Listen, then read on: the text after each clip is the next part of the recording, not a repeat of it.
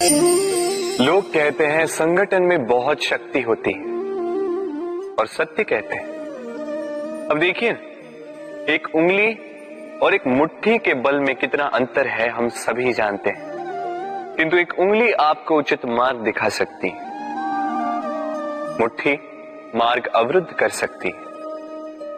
इसलिए यह जानना अत्यंत महत्वपूर्ण है कि संगठन और भीड़ में क्या अंतर है। इसे पहले पहचान। संगठन वो जहां आपका अपना व्यक्तित्व, अपनी पहचान, केवल शक्ति पाने के लिए भीड़ का भाग बन जाना ठीक नहीं, क्योंकि ये भीड़ भले ही आपको शक्ति दे किंतु आपसे आपकी पहचान छीन लेती है। इसलिए संगठन में रहिए किंतु अपने व्यक्तित्व को, अपनी पहचान को, इसे कभी मत खोइएगा। राधे राधे। क्रोध,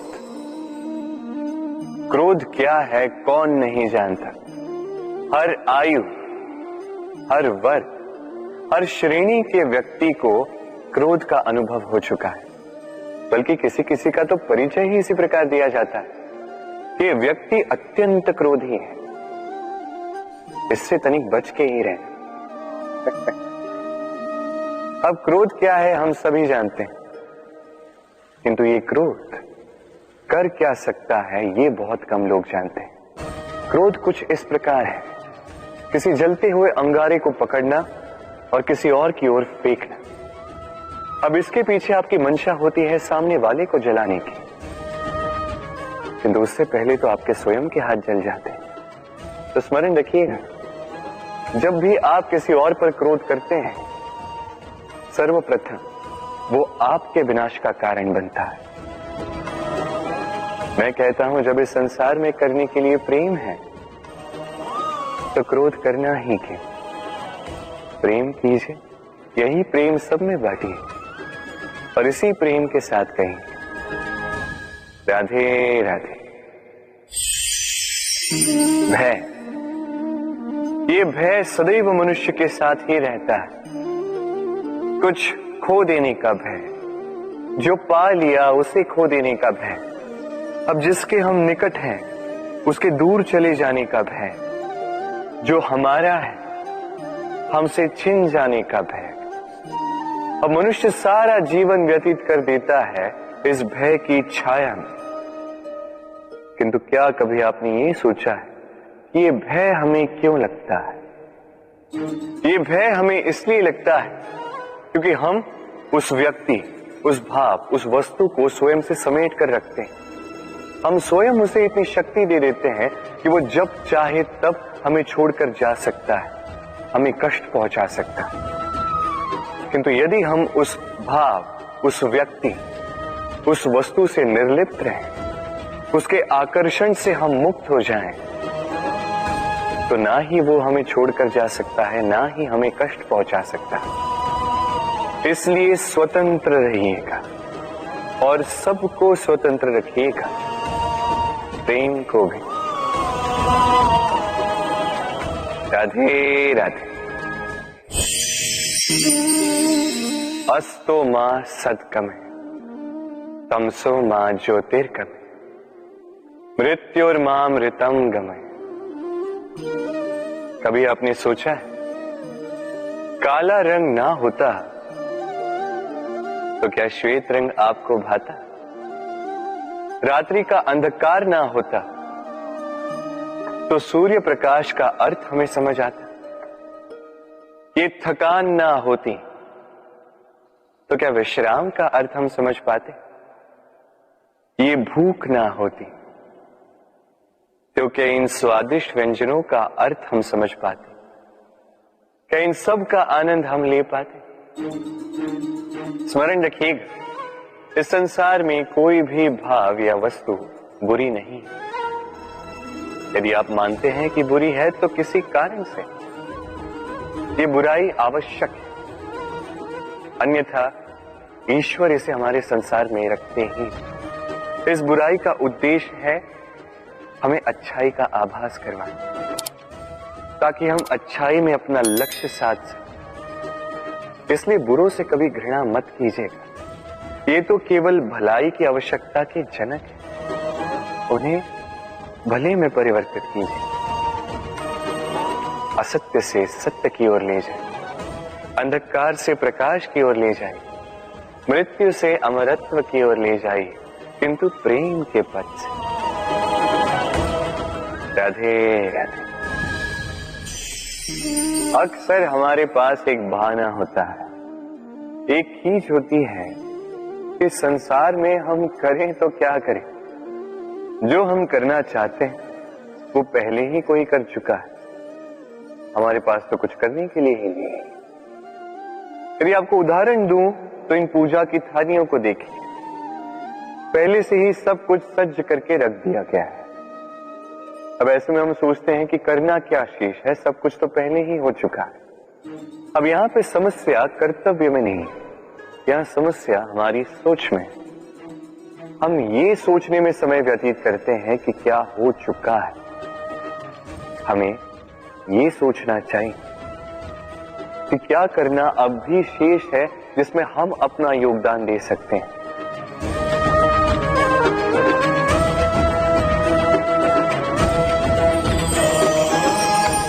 समझे?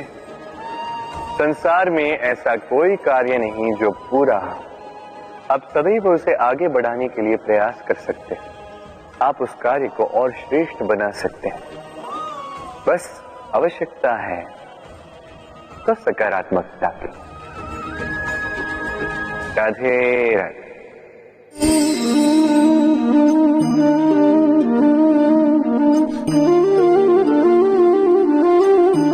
चलिए आज आपसे एक प्रश्न पूछता हूं। मनुष्य अंधकार से भयभीत रहता है, ऐसा क्यों?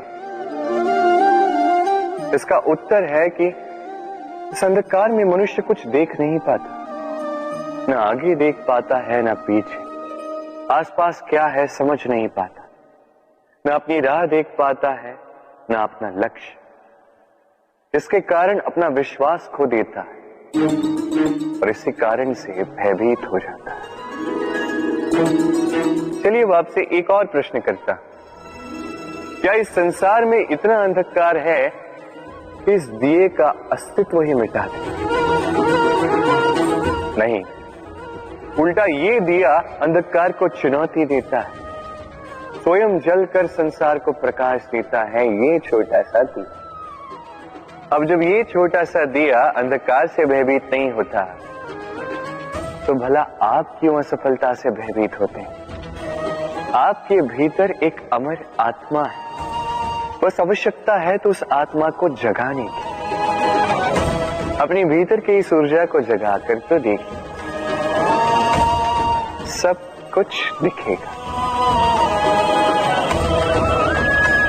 राधे राधे। विवाह प्रेम का लक्ष्य है, ये भ्रम है था। और इसीलिए मनुष्य सदैव ये भूल कर बैठता है, सोचता है कि विवाह ही प्रेम का लक्ष्य है।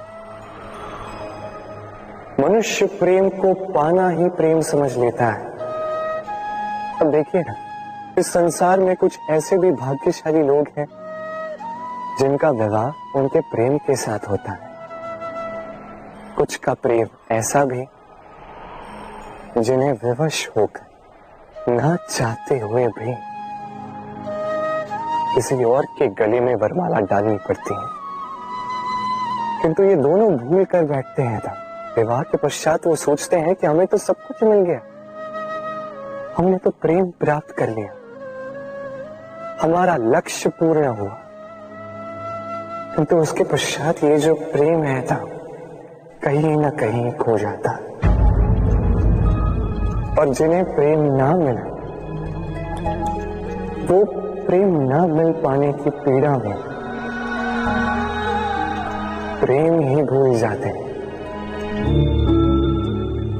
समर्पण, 100% निस्वार्थ समर्पण, वो समर्पण जो किसी मां के मन में अपनी संतान के लिए होता है। क्योंकि ये प्रेम दाऊ, ये प्रेम पाना नहीं है, ये प्रेम देना है। अपने आप को, अपने अस्तित्व को, अपनी आत्मा को समर्पित कर देना। ये प्रेम ना ही शारीरिक है, ना ही भौतिक। ये प्रेम तो अपनी आत्मा का समर्पण है। ये विवाह एक संबंध अवश्य है और इसमें कुछ भी अनुचित नहीं है। ये विवाह प्रेम से प्रतिबंधित नहीं है था। ये प्रेम कहीं ऊंचा है। अब यदि मैं आपको उदाहरण दूं, तो क्या राधा के विवाह के पश्चात मैं उसके सुख की कामना करना छोड़ दूं? कैसे मैं प्रयास न करूं कि राधा जीवन में सदा सदा के लिए सुखी रहे? क्या मेरे मन में राधा के लिए प्रेम कम हुआ? कृष्ण का राधा के प्रति प्रेम कृष्ण में समाहित है ना? दाऊ, ये प्रेम पाप तब बन जाएगा जब इस प्रेम के बदले हम कुछ चाहेंगे। किंतु यदि ये प्रेम समर्पित हो तो ना ही ये अनीति है, ना ही ये पाप है। पर सेतु बांधने की कथा के विषय में तो आपने सुना ही होगा। श्री राम की सेना को 100 योजनों के समुद्र को पार करके लंका पर आक्रमण करना था। वास्तुका, नल और नील ने सेतु बांधने का उपाय सोचा, किंतु अब सेतु बांधा कैसे जाए? समुद्र इतना गहरा है, कितने पत्थर डाले जाए कि पार करने लायक स्थान हम समुद्र से ले सकें। तब किया गया एक काम। पत्थरों पर लिखा गया राम का नाम, और जब इन पत्थरों को सागर में फेंका गया तब वो तैरने लगे। अब कोई कहेगा ये राम के नाम की महिमा है, कोई कहेगा ये नारायण का कोई चमत्कार है, किंतु नहीं, ये राम का वो गुण है, उनके व्यक्तित्व की वो महानता है जिसने उनका प्रतिनिधित्व किया। कि पत्थर भी सागर में तैरने लगे।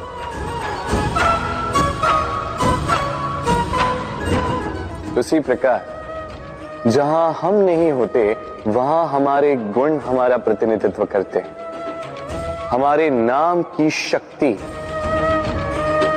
हम स्वयं बनाते हैं, अपने कर्मों से, अपने गुणों से। अब चयन आपका है। आपके नाम के सहारे कोई विपदा से बाहर निकल आता है या आपके अपयश के दुष्कर्मों से कोई डूब जाता है। अच्छे से चयन कीजिए। राधे राधे। कभी किसी पंछी को देखा है? जब उसे अंडे देने होते हैं तो वो सर्वप्रथम एक स्थान खोजता है, एक स्थान जो वर्षा, धूप, शत्रुओं से सुरक्षित हो। फिर वो अपना घोंसला बनाता, फिर अंडे देता, और फिर जब उन अंडों से नन्ही संतानें निकल आती तो उन्हें भोजन देता, उनकी सुरक्षा करता। परंतु जब उनके पंख निकल आए तो ना उन्हें भोजन देती है, ना ही उन्हें घोंसला बनाना सिखाती। उड़ने की कला सिखाती है बस। फिर वो नन्ही संतानें उड़ने की कला सीखकर स्वयं अपना भोजन लाना सीख जाती, स्वयं घोंसला बनाना सीख जाती। और हम मनुष्य क्या करते हैं?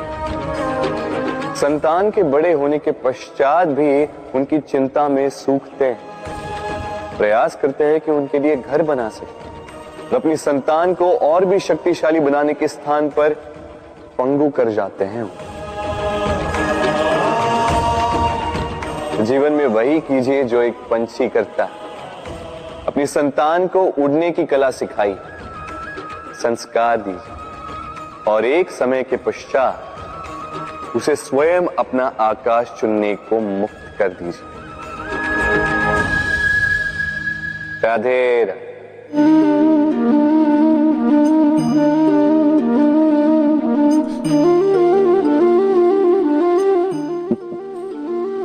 आप सोच रहे होंगे कि मैं इतनी एकाग्रता के साथ इस चींटी को क्यों देख रहा हूं।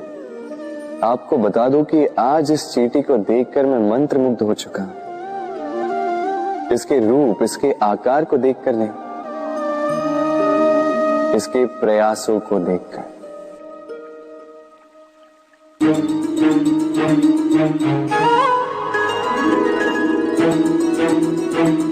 आप जानते हैं, अनगिनत प्रयासों के पश्चात चींटी अपना एक छोटा सा घर बना पाती है, जो अन्य जंतुओं के लिए सरल सी बात है। वो चींटी के लिए उसके जीवन की सबसे बड़ी घटना, सबसे बड़ी सफलता है। भविष्य में चींटी रहे न रहे, इनके बनाए हुए घर वर्षों पश्चात तक टिके रहते हैं। जीवन में सफलता के साथ भी ऐसा ही होता है। आपको एक दिन में सफलता नहीं मिलती, किंतु यदि आप प्रतिदिन प्रयास करते रहे तो एक दिन आपको सफलता अवश्य मिलेगी। स्मरण रखिएगा, भाग्य के द्वार उनके लिए नहीं खुलते जो हार मान लेते हैं। भाग्य उनका स्वागत करता जो उठकर उनके द्वार खटखटाने का प्रयास करते। तो प्रयास करते रहे, सफलता एक न एक दिन आपके पास आएगी। राधे राधे।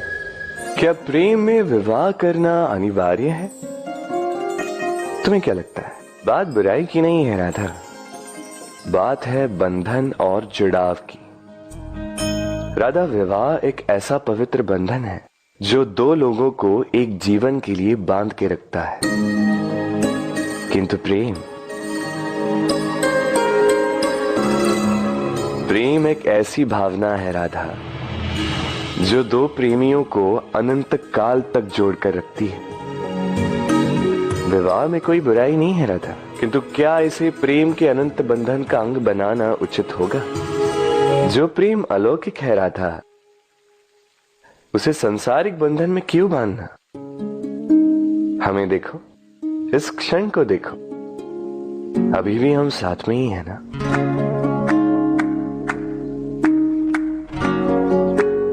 प्रेम भी यही सिखाता है राधा कि दो लोग, दो प्रेमी पूरे अस्तित्व के साथ हर क्षण एक दूसरे के संग बिताएं, बिना भविष्य की चिंता किए और इन आशाओं और आकांक्षाओं के खेल से परे होकर एक दूसरे को समझें। ये तो समय ही बताएगा ना राधा कि हम एक दूसरे के विकार, गुण, अवगुण जानते हैं या अब भी कुछ जानना शेष है। ये ताला देख रहे हैं आप? ये ताला प्रहार से भी खोला जा सकता है, प्यार से भी खोला जा सकता है। अर्थात इस ताले को आप इस चाबी से भी खोल सकते हैं, इस हथौड़े से भी खोला जा सकता है, किंतु खुलने में अंतर होगा। यदि आप इस ताले को प्रहार से खोलोगे तो ये पुनः काम नहीं आएगा, किंतु यदि आप इसे चाबी से खोलोगे तो ये सदा काम आएगा। हमारे जीवन में संबंध भी कुछ इसी प्रकार होते हैं। हमारे जीवन के आनंद रूपी धन की रक्षा करते हैं, किंतु प्रेम से। यदि क्रोध से किया जाए तो फिर वो किसी काम के नहीं रहते। इसलिए उन्हें सदा प्रेम की चाबी से खोलिएगा, क्योंकि हर बार नया ताला ला सकते हैं आप, नए संबंध नहीं ला पाएंगे। राधे राधे।